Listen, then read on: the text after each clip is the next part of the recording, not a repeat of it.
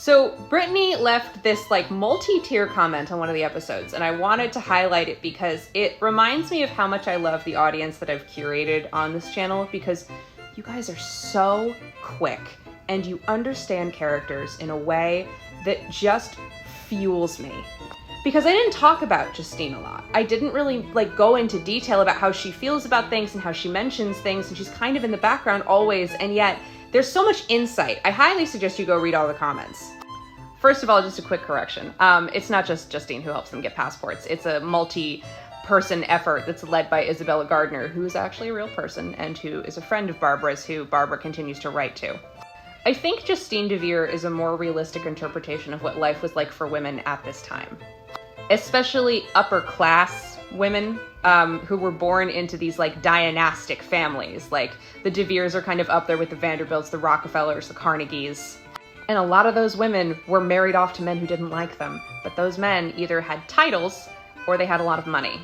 And I think ever since Justine was born, kind of in the same way of what Alva Vanderbilt did to Consuelo Vanderbilt, Mercy was trying to train her to be a good, presentable person who would be a wife.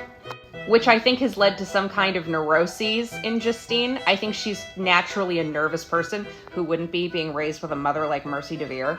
But where Jane kind of externalizes that trauma, you know, Jane runs off to Europe, she smokes, she brings home strange men, Justine internalizes it. She's not easily led like I think Everett is. I think Justine is very intelligent, but I think that she's so nervous to take a step out of line that she just does what everybody tells her to do, and she's been doing that her whole life. I think her father, Hayes Devier, was kind of a domineering, controlling man, and I think that her husband, Bradford, is a domineering, controlling man. I've always thought that Justine and Barbara get along. I think that Barbara kind of tries to pull things out of her, and she kind of is the only one who pays attention to Justine. But I think she's so afraid to say anything that goes against what would make everyone happy that when Malcolm announces that he wants to get engaged to Opal, she doesn't respond. She can't say anything because she's living in that situation. To piss off her husband means she has to go home with that anger. And after Bradford's gone, she doesn't like have this big glow up. She doesn't have this huge like leap into life. She does what she wants to do, which is live kind of quietly. She writes her book. She inherits part of her fortune from the Deviers. She goes back to Kansas, she has her son, she raises him there. I think she's just sort of content to be left alone. There's so many varieties of women, and there's so many ways how to be a woman in The Wonderful Lady B. And I think Justine is a great indicator of that.